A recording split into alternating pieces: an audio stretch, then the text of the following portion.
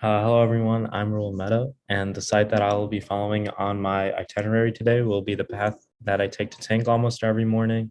And the theoretical groundwork I will be using is psychogeography, which is the influence that a geographical environment around you can affect your mind and behavior.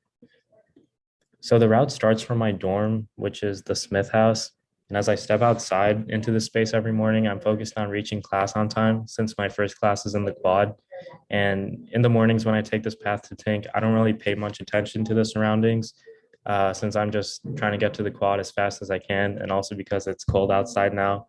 But as I walk through the area and spend some time observing the environment, I can see how beautiful the surroundings really are, especially as the trees are changing colors and the leaves are gradually falling down, indicating that winter is obviously fast approaching.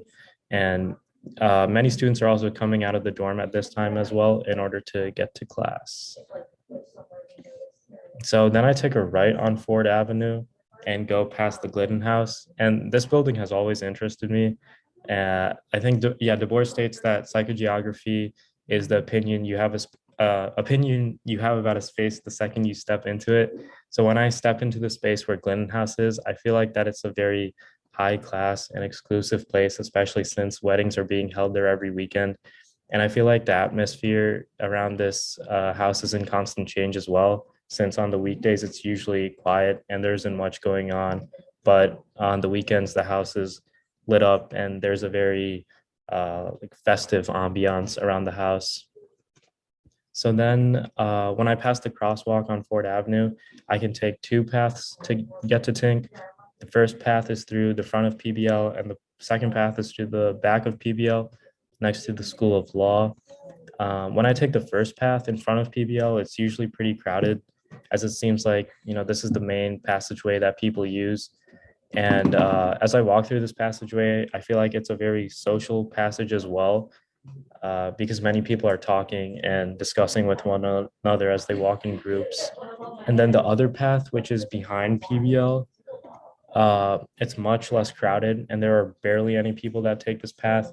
And it seems like this path is not as social, and most people tend to be traveling alone when they walk this way, as I observed. And then it's also dark as well because the sun can't get over the top of PBL. And there isn't much to look at either, since the path is, just goes between PBL and the law school. And it's also more closed off and narrow when compared to the other one. So, I mean, both paths are significant though, especially for the people living on the north side of campus.